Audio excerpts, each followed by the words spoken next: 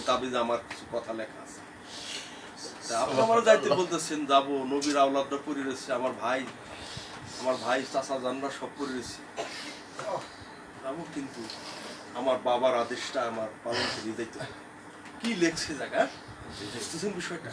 কাশিম রাদিয়াল্লাহু আনহু তাবিজটা খুলে তাবিজের ভিতর থেকে মুখ ফেলে লেখা বাই করলেন। উনি লেখা লিখছে ইমাম মাওলা হাসান আলাইহিস সালাম। উনি তাবিজ করে লিখে দিছে, হে কাশেম, আমি তোমার পিতা ইমাম মাওলা হাসাইন আলাইহিস সালাম, আমি আমার হুসাইনকে থুয়ে চলে আসতেছি। কাশেম, কারবালার পন্তরে এমন একটা সংকট আসবে, সেদিন আমার ভাই হোসেন তার পরিবার নিয়ে সংকটে পড়বে, নানার উম্মতের জন্য জীবন দিবে, তার মুখে শুধু থাকবে নানা আর মি ভাই, ভাই ভাই করে ডাক দিবে। কারণ যখন আমি বিষে তলকে সারা শরীর নীল হয়ে গেছিল, তখন আমি কাউকে ডাকছিলাম না, শুধু আমার হোসেন আমার সামনে ছিল। আমি শুধু বলছিলাম, ভাই হোসেন কই, ভাই হোসেন তুমি কোথায়, এক বিন্দু পানি খাও। আমার ভাই হোসেন কো, তখন হোসেন আমার বুকের মধ্যে নিয়েছিল, কিন্তু আমার হোসেন যদি কারবালায় জীবন দিবে, সেদিন আমি তো হোসেনের কাছে থাকবো না রে। কাশেম, তুই আমার সন্তান, ওই সংকটে তুমি আমার হোসেনের কাছ থেকে তুমি সরিও না। তোমাকে দেখলে আমার হোসেনের আমার কথার আমার শান্তিটাও বোধ করবে। দেখে বললো যে মাওলা আমার আর থাকার কেন নাই। তিনিও কারবালার প্রান্তরে ফোরাত নদীর কূলে গেলেন, যুদ্ধ করলেন, তাকে টুকটু টুকটু করে ফেলেছিল,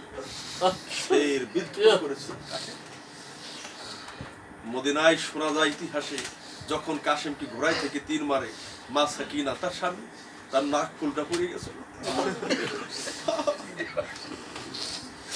কত নওয়াব দেখছে গাউসে পাক গরিব নওয়াব,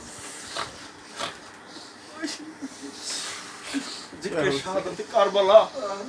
প্রত্যেকটা মানুষ যদি কারবালাকে জানতো, মানুষ সত্য একটা জায়গায় দাঁড়াইতো না। এই আশেকের কি ব্যস্ত কি যদি মাওলা হুসাইনকে ভালোবেসে স্ত্রী, সুন্দর নারী, বাড়ি সব ত্যাগ করে, স্বর্গের সুখ ত্যাগ করে, বেহেশত ত্যাগ করে তারা জীবন দিয়ে থাকতে পারে, নিশ্চয় এই বেহেশতের পরে মাওলা হুসাইনের ভালোবাসায় না জানে একটা জগৎ আছে, যেখানে বেহেশতেও মানুষকে হার মেনে দিবে। কি কন বুঝেন নাই?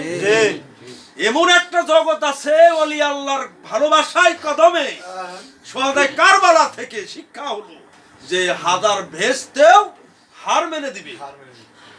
আর এরকম না, ইনু কতল হয়ে গেল, এক এক করে সব কতল হয়ে গেল। বহুত ইতিহাস। ৭২ জন লোক রাত্রে, আজকের রাত হয়ে গেছে, দিনের যুদ্ধ, বিকেল আসর শেষ, সন্ধ্যার মাগরিবের আযান হয়েছে। ইমাম মাওলা হুসাইন, শিশু বাচ্চা আলী আসগরের লাশ, আলী আকবরের লাশ, কাশিম রাদিয়াল্লাহু আনহুর লাশ, তার ভাইদের লাশ, ভাতিজার লাশ, শিশু বাচ্চা কয়েকজনের লাশ, তাবুতে চিড়ে চিড়ে আর কান্নাকাটি। কান্না কে থামায়? একটা বাড়িতে যদি একসাথে ৮-১০টা একটা জায়গা মরার পর মরা হয় আপন স্বজন, ওই মানুষটার বাড়ি থেকে আর কান্না থামে? তাবুতে খাবারও নাই। কি নিষ্ঠুরতা ব্যবহার!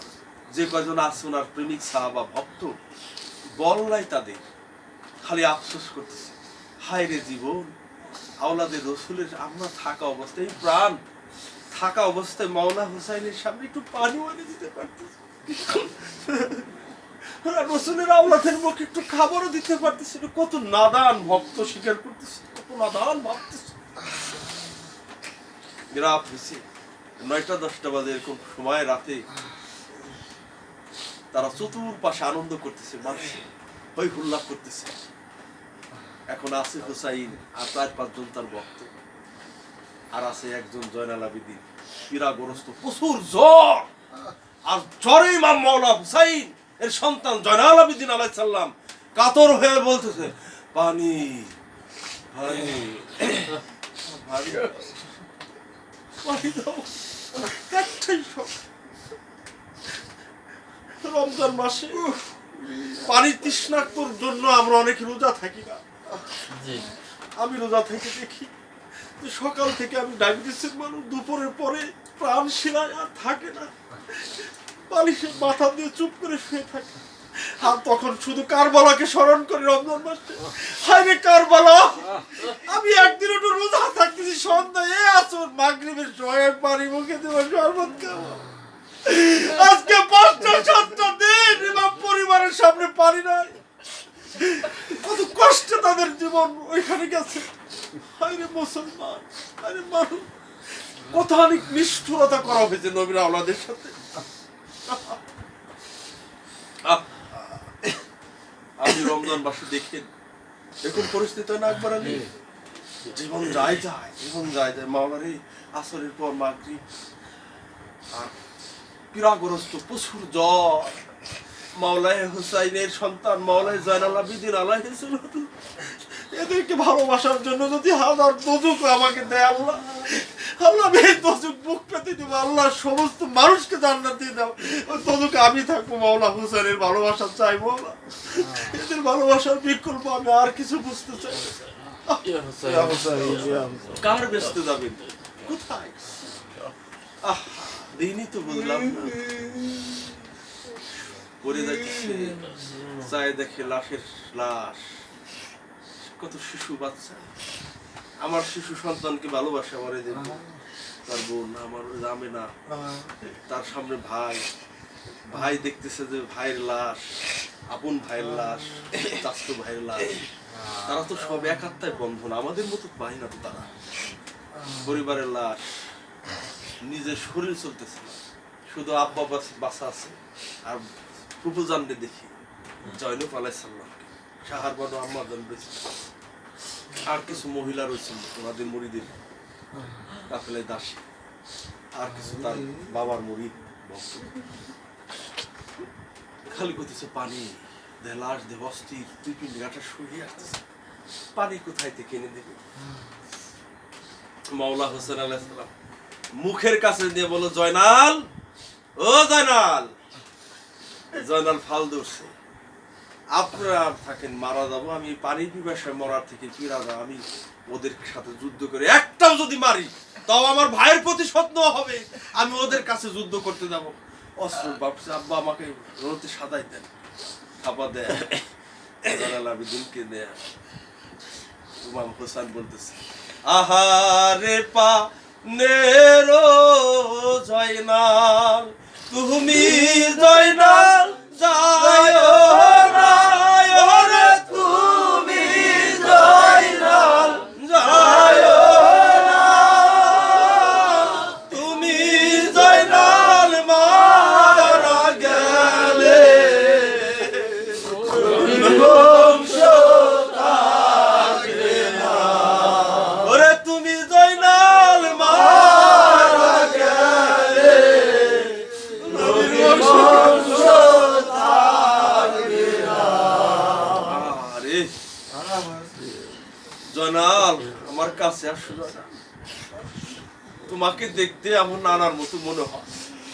জয়নাল আবেদিন আলাইহিস সালামের চেহারা সাদৃশ্য রাসূলের মতো লাগতো।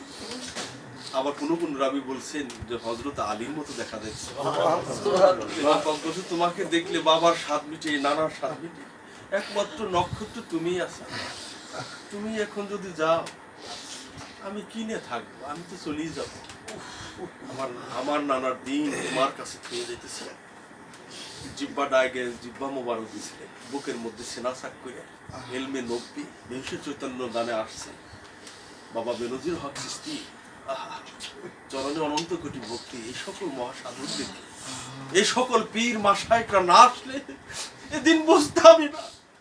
এই সকল ওলি আল্লাহ পীর মাশায়েখ যদি না আসতো জমিনে, এ সত্য থাকতোই না। জীবনের বাজি রেখে তারা মানুষের কাছে সত্য হাদিস কিতাব লিখে দিয়ে গেছে। মানুষ তাদেরকে ফতোয়া দিতেছে। বেনজির বাবা তার বেহুশ চৈতন্য দানে লিখছে যে এলমে নব্বী দিয়ে ওনাকে জিহ্বা থেকে কিছু স্বাদ খাওয়াই দিয়ে বিছনায় ঘুমা খাইতেছে।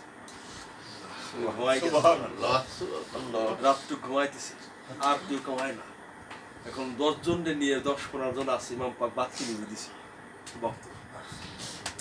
ইমাম পাক দেখছে, বলতেছে আজকে কয় তারিখ? বলে 9 যায় 10 তারিখ করবো। ইমাম পাকের মনে হয়েছে 61 হিজরি 10 মহরম কারবালার প্রান্তরে আমাকে নির্মম ভাবে কতল করা হবে, আমার পরিবার সহ আমাকে ঘোড়া চালানো হবে, তীরে জর্জরিত করবে, বর্ষায় জর্জরিত করবে, আমার মস্তককে কেটে নিয়ে যাবে, আমার বডিটা চিহ্ন ঘোড়া চড়াই দিবে। সেইতে আজকে 10 মহরম, সেই কারবালার প্রান্তরে আজ আমার আর যাওয়ার কায়দা নাই কোথাও। ওরা 5-7 জন 10 জন যারাই আছে, ওরা আমাকে অতি ভালোবাসে, মুরিদ ভক্ত। তো ওদেরকে রাতের অন্ধকারে আমি এখান থেকে চলে যাইতে বলি, ওনার শাহবাদেরকে বাতি নিবে দিয়ে বলছে, বাবা কালকে তো করুণ অবস্থা, আমার সবই তো শেষ হয়ে গেছে, আমার জয়নাল আর আমি আছি, পরিবারে কয়েকজন লোক আছে, আমার জীবন কত কঠিন, যা তোমরা সহ্য করতে পারবা না। তোমরা লজ্জাবোধ করতে পারো যে অন্ধকারে বাতিতে কি করে দৌড় দিই পলাবো, আমি বাতি বন্ধ করে দিছি, তোমাদেরকে বেখুলাস মাফ করে দেওয়া হবে। বলে না একদল, আরে নামাজ রোজা করো নাই, বেস্টের টিকিট পাবে কেমবা, খালি হোসেন কইলেও নি। এই বেটা, তুই তো মুসলমান তো দূরের কথা, তুই তো মানুষই নেমে বেস্ট রাসূলুল্লাহ দিতে পারবি না। হেভিয়া নফসুকু নাউযুবিল্লাহ। এই সকল দলের সাথে আল্লাহ জানে কোথাও কোনোদিন ইবাদত বন্দিগিতে আমারে না নেয়। কথাটা বুঝলেন? এদের সাথে কোনোদিন তো আল্লাহর কাছে বলি ইবাদত বন্দিগিতে, সমাজ তো দূরের কথা, বন্দিগিতে যেন না নেয়।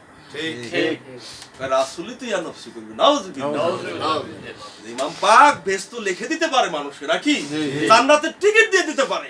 আল্লাহ রাসূল দিছে কত সাহাবার জান্নাতের টিকিট। যিনি হলো বেস্তের যুবকদের সর্দার, তিনি ব্যস্ত দিতে পারবে না, ব্যস্ত আরেকজন দিবে নাকি? কথাটা বুঝেন নাই আপনার? বিরক্ত হইতেছেন নাকি? উনি বললো যে বাবা তোমাদেরকে সবাইকে ব্যস্ত দিতে হবে, তোমরা সবাই শুধু ব্যস্ত না, ব্যস্ত তোমাদেরকে অনেক বড় হুর অট্টালিকা বহু স্বাচ্ছন্দ্য, আমরা থাকবো ব্যস্তে সবচেয়ে বড় মাকাম, সবচেয়ে সর্বোচ্চ স্থান তোমাদেরকে দেওয়া হবে। তোমাদের বাল বাচ্চারা পথের দিকে এতিম হয়ে যাবে, তোমার 2 সন্তান অমুক সন্তান কান্তিস আজকে বিগত কয়দিন আমার পাশে এসে পড়ে রয়েছ, খবরও দিবের পারতেছ না, এমন চতুর্পাশে আটকানো, বাড়ি থেকে কমপক্ষে 700-800 মাইল ফাঁকে এসে গেছি আমরা। তোমরা দয়া করে এখান থেকে পড়ায়, আমি ওদের সামনে দাঁড়াইলে ওরা আমাকে ফলো করবে না, তোমরা এই ফাঁক দিয়ে চলে যাও। আর কি যায়, প্রেমিক যায় সারা রাত কান্নাকাটি, পায়ের মধ্যে পুরে হামা করে চিন্তা যে মাওলা আমরা কোথাও যাব না।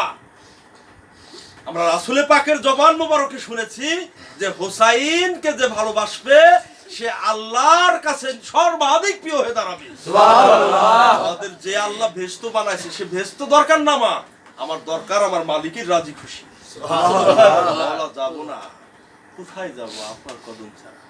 একজন মুরিদ যাবে কোথায়? তার পক্ষ যাবে কোথায়? গুরুর কদমই তো যাবে। জি জি, থাকবে না তারা? জি। আমরা কোথায় থাকবো? এই তরিকার পথে থাকবো না আমরা? ঝড় আসুক, তুফান আসুক, কুন্ডা না ইমান বেচবো না। শিক্ষা দিল যাওয়া লাগবে না। তারা সকালবেলা ফজরে নামাজ পড়লো একসাথে, ইমাম হোসেন পাক আলাইহিস সালাম, ওখানে আযান হইতেছে, এখানেও আযান হইতেছে। ফজরের আযান করুণ সুরে আযান দিতেছে, ইমাম পাকের আযান, তার ছেলেদের আযান রাসূল পাকের আযানের সুরের মতো ছিল।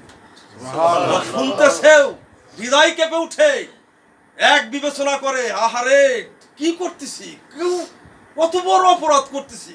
আবার না, অর্থের কাছে বিক্রি হয়ে গেছে। ইমান কি করছে? বিক্রি করছে।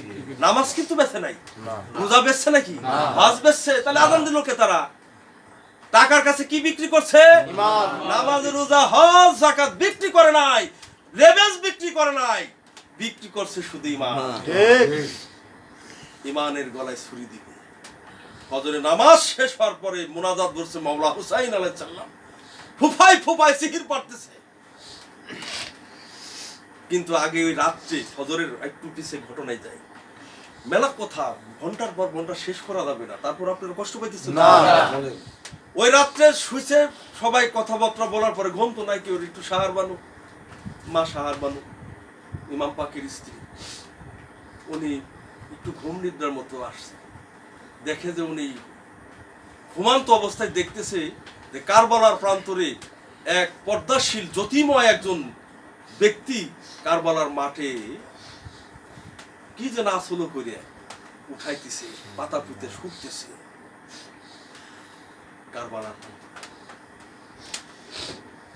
সাহার বানু রাদিয়াল্লাহু আনহু উনি চিহিতে উঠছে, তারপর উনি যে বলতেছে আমি ঘুমের ঘরে যে আস্তে আস্তে করে গেলাম, এই কারবালার প্রান্তরে আমাদের এই করুণ দৃশ্য অবস্থার মধ্যে এই স্বপ্নে কারে দেখতেছি, পর্দাশীল করা জ্যোতি দেহ।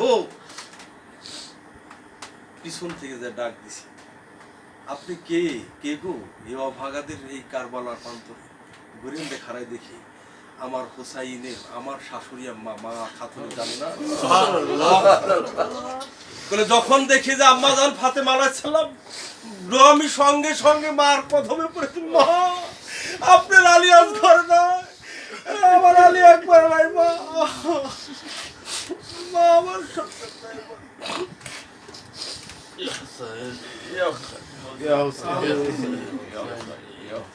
মা আপনি এখানে? মা কোন সাহার বানু, আমার হুসাইন 61 হিজরি আজকের রাত সকালেই কতল হবে, ঘোড়া চড়াবে, অস্ত্র চালাবে, শহীদ হবে আমার হুসাইন, আমার জীবনের কলিজার টুকরা হুসাইন। কোনোদিন যদি একটু রাগ করতাম, আব্বা জান মুহাম্মাদুর রাসূলুল্লাহ উনি আর কষ্ট পাইতেন। বাড়িতে খাবার তৈরি করছি, রুটি হালুয়া, বাবার পছন্দের জিনিস, আমার হুসাইন আগে চাইছে, ধমক দিছি, বাবা আমার ওই রুটি হালুয়া খাই না, তোমরা আমার হুসাইনকে কষ্ট দাও, আমার হুসাইনকে দাও না, যে খাবার আমার হুসাইন পাবো না সেই খাবার আমি রাসূল কোনোদিন পাবো না। সেই হুসাইন আর গলায় ছুরি,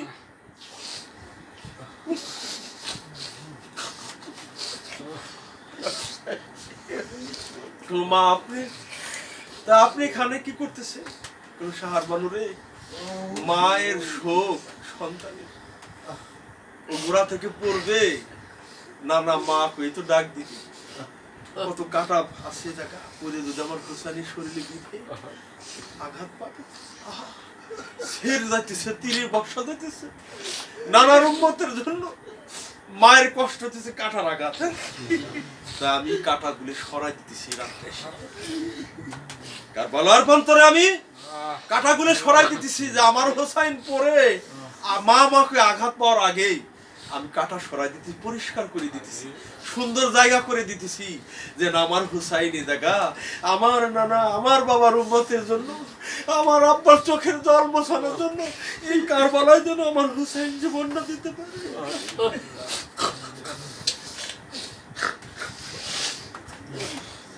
তখন কি নিষ্ঠুরতা,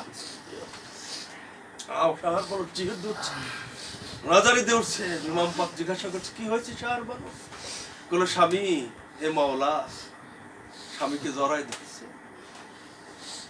আপনি চলে যাবেন আমাকে ছেড়ে, কি করে থাকবো আমি জয়নালকে নিয়ে, কি করে বলল শাহর বানু, এই জয়নালকে নিয়ে তোমার থাকতে হবে, এই জয়নালকে তোমার নিয়েই থাকতে হবে, এই পৃথিবী জোড়া আমার নানার ইসলামকে দায়িত্ব, প্রত্যেক মানুষের দায়িত্ব থাকে না, ভক্তের দায়িত্ব থাকে, গুরুর দায়িত্ব থাকে, যে দায়িত্ব ভক্তহীন হয়ে যায় সে কিন্তু মুনাফিক হয়ে যায়। তারা ধর্মের জন্য দায়িত্ব পালন করতেছে, স্বামীকে জড়াই ধরতেছে, আলিঙ্গন করতেছে, কোন কি দেখছো? কোন মা কি দেখছি, কি দেখলে এই বৃত্তান্ত, মা এসে করতেছে, জর্জরকে ইমাম পাক কাঁদতেছে, আহা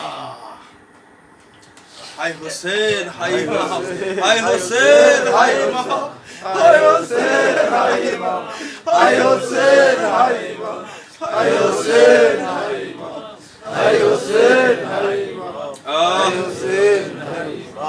কতই বড় নিষ্ঠুরতা করা হইল। সকালে ফজরের আযানের পর পর, সালাম ফেরানোর পর পরই তীরের আঘাত শুরু করছে, পিছন থেকে মেরে দেওয়া শুরু করলো। যারা রাত্রে চলে যাইতে বললো তারা পিছনে ছিল মোত্তাকি হয়ে, এক একটা বুক পাইতে দিল, এসে ঘোড়ায় আঘাত দিল, অস্ত্র দিল, তারা শ্বাস ভালোবাসার মানুষ যদি সামনে মারা যায় রে, গুরুর সামনে ভক্তের লাশ। আমার দয়াল বাবা মানিক সাহেব বলতো, জানোস না, আমার বাবাদান যখন পাগড়ি পায়ে অসুস্থ হয়ে গেল, দুয়েরে শুয়ে থাকে বহুদিন কাল, আমার দাদা মুর্শিদ কেবলা খবর পাঠাইছি, উনি এই পথে আসছে, আসে দেখে যে মানিক পীরকে দেখে ওনার মরা দেহ তাজা হইতেছে, জড়ায় কদমের মধ্যে পড়ে গেছে। বাবা আমি মনে হয় বাঁচবো না। আমার দাদা মুর্শিদ বলতেছে, মানিক রে, যে ভক্ত ভক্ত যদি গুরুর সামনে লাশ হয়ে যায়, গুরু লাশ দেখতে পারে না রে। তুই যদি মারা যাস রে মানিক, আমার বেঁচে থেকে হবে কি? আমি তোর কাছে আমার ফুল ফুটানোর অভিয়ত হয়ে গেলাম, আমি চলে যাবো।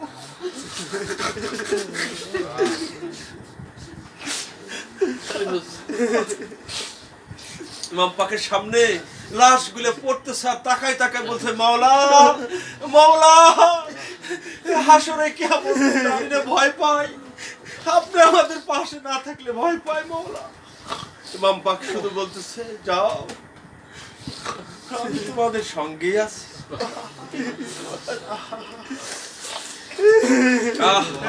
হাই হুসেন, হাই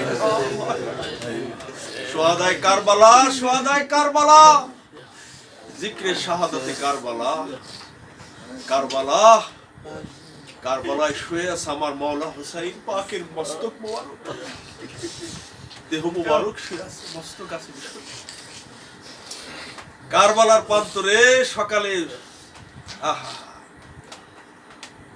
জানাল আবেদিনকে রণক্ষেত্রে থুয়ে আটকায় থুয়ে তাবতের এক ইমাম পাক রণক্ষেত্রের পোশাক পরলেন, দেখাই আছে যুদ্ধ করতে হবে। দুলদুল ঘোড়ার কাছে গেছে, দুলদুল দুলদুল আগ্রাত থেকে কাঁদতেছে, বনের পশু নবী চিনে, নবীর আওলাদ চিনে রে, আমি মানুষের নবীর আওলাদ ছিলাম। আরে ধর্ম করি কার রে, নামাজ রোজা করি কার, বুঝি তো না।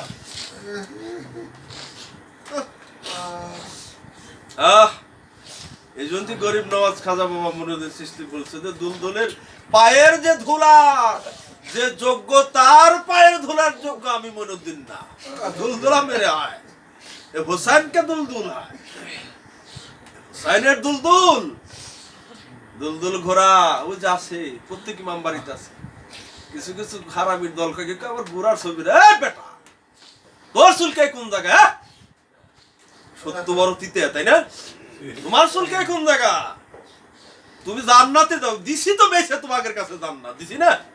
ইমাম পাকের দল কি জান্নাত নে পাগল না ইমাম পাককে নে পাগল? যারা কারবালাকে ভালোবাসে তারা জান্নাত নে পাগল নাকি? তোকে জান্নাত তো দিয়ে দিছি ভাই, তোরা নে যা, যা তোরা জান্নাতে, ডিস্টার্ব করস কেন রে ভাই? আমরা তো, আমার তো লাগবো না জান্নাত, আমার তো শের মোবারক কদমে কাপ করে দিয়েছি, কোরবান করে দিয়েছি, আমার তো তোর মতো জান্নাত দরকার না। আমার যা ভাই হবে কোনটা নাকি কথা বলছেন না আপনারা? তারা যদি ত্যাগ করতে পারে, দুলদুল ঘোড়া কাছে গেছে, ঘোড়া পাও আগে না পিছনে না, দর দর করে ঘোড়ার চোখ দর্শন, ঘোড়া টের পাইছে সারা জীবন এত বড় একজন মানবকে আমি টানলাম, ঘোড়া হয়ে শুধু চললই, আজকে আমাকে ছেড়ে আমার মনে চলে যাবে, আমি কি নিয়ে বাঁচবো? আমি তো একটা পশু, উনি বেহেশতের সর্দার, কত মানুষ তারা জীবন দিল, তারা ওনার সাথে বেহেশতে থাকবে, শান্তিময় জায়গা থাকবে, কিন্তু আমি পশুকে চিনবে, উনি জায়গা দিবে? অধমের তো এরকম একটা ব্যাপার না।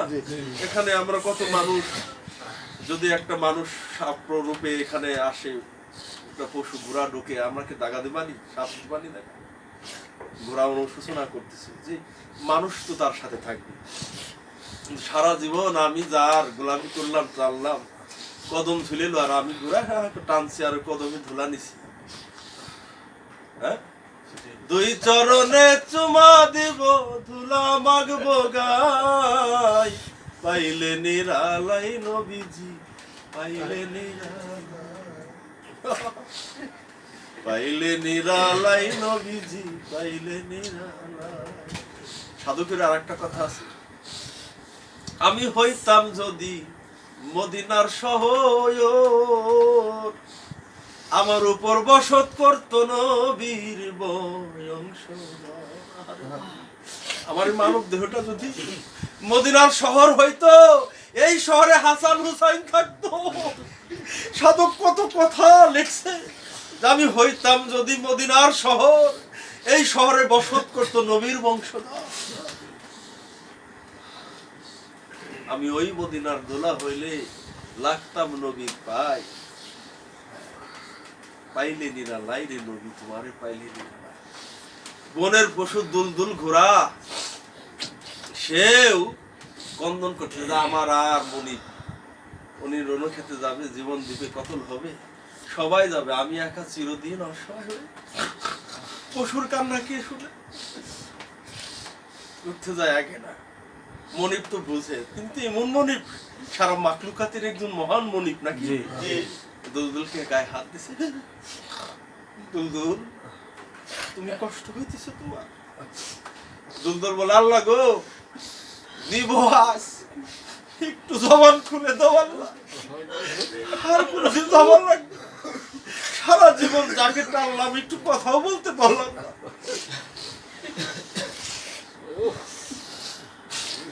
আল্লাহ বলে, জিব্রাইল জবান খুলে দাও। আমার হুসাইনের দুলদুল কি কয়? ও জিব্রাইল, যাও কালাম খুলে দাও।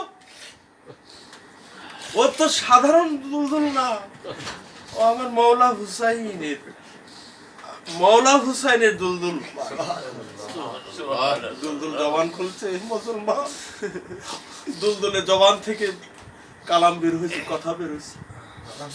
মৌলা জর জর করে কাঁদতেছে, আমি তো বুঝি না পশুর বেদনে, যে আমরা মানুষ কিছু কি বুঝি, মাতম কিছুই বুঝি না, কি দুঃখ আমাদের কিছুই নাই। দুলদুল ঘোড়া বলতেছে, মাওলা আমি তো যাবো, সারা জীবন টানছে, আজকে যুদ্ধে তো আপনি আমার সারা যাবে পারবেন না, আমি তো একা হয়ে যাইতেছি, একা হয়ে যাব, আপনি সাথে তো আমার নেবেন, তাহলে আমাকে কথা দেন, আপনি যেখানেই থাকবেন, কোথায় থাকবেন আপনি ভালো জানেন। আসর বলেন কিয়ামত যেখানে যাই হোক, যেখানেই থাকবেন, আপনি আমাকে বাহন হিসাবে, আপনার শ্রীচরণে আমার এতটুকু প্রার্থনা, আপনার চরণে আমার এতটুকু প্রার্থনা, আপনি আমাকে যেখানেই থাকবেন, আমাকে আপনি অনন্তকাল আপনার চরণে আপনি আমার বহন করে চলবেন। সুবহানাল্লাহ। আমার মাওলা হুসাইন আলাইহিস সালাম বলল, দুলদুল আমি তোমাকে আশীর্বাদ করলাম, তোমার সাথেই আমি থাকবো। সুবহানাল্লাহ। দুলদুল পাকের সাথে আমার মাওলা ইমাম পাক আলাইহিস সালাম রণতে গেলেন, যুদ্ধ হইলেন, অনেক সৈন্যর সাথে তিনি যুদ্ধ করলেন, কতল করতেছেন, সংক্ষিপ্ত জীবনে বলে শেষ করতে হবে, কতল করতেছেন, যুদ্ধ ক্ষেত্রে ক্ষেত্রে অনেক সৈন্য মারা যাইতেছে ওনার অস্ত্রের সাহায্যে। একটা সময় উনি ক্লান্ত মুখে হয়ে গেছে, ওই সময় পানির প্রয়োজন, উনি দৌড়ায় ফোরাত নদীর কুলের কাছে গেছে। ফোরাত নদীর কুলে গেলেই ফোরাত নদী বলতেছে, মাওলা হুসাইন আপনার আওলাদকে পানি দিনে আর আপনাকে পানি দেওয়া যাবে না,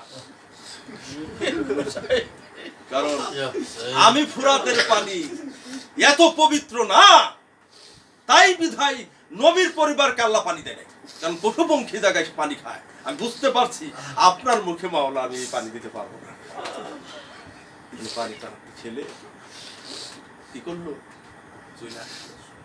যুদ্ধ হইল, আহা 3 মাল আঘাত, বর্ষা চালাইল, এত পরিমাণ আঘাত করতে করতে উনি জমিনে পড়ে গেল, নানা নানা বলতে বলতে, রক্তে লালে লাল হইল সে কারবালার ময়দান।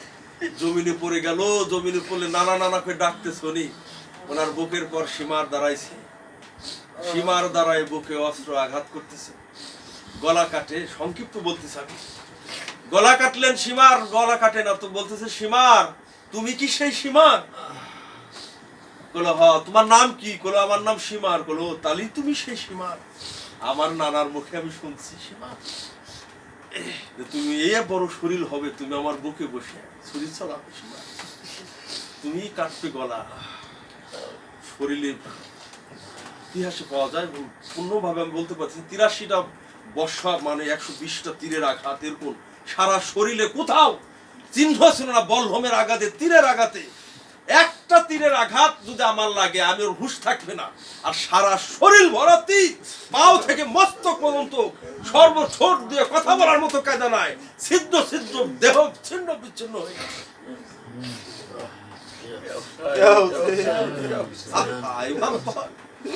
সীমার ওরে নিষ্ঠুর সীমা, আহারে নিষ্ঠুর সীমা, দয়া নয় তোর অন্তরে সীমার, দয়া নাই তোর অন্তরে। ইমামের শির কাটিয়া নিল রে, দয়া নাই তোর মনে। আমার ইমামের শির কাটিয়া নিল রে, দয়া নাই তোর মনে। মহরমের 10 তারিখে কি ঘটাইল রব্বানা, ওরে কি ঘটাইলে রব্বানা। কলিজা মোর ফাটিয়া যায় রে, শুনে তার করুণা। ওরে কলিজা মোর ফাটিয়া যায় রে, শুনে তার করুণা। হাসান শহীদ জহর খায়া, হোসেন শহীদ কারবালায়, ওরে হোসেন শহীদ কারবালায়। জয়নাল আলীর বন্দী হইল এজিদের জেলখানা। আমার জয়নাল আলীর বন্দী হইল এজিদের জেলখানা। মহরমের 10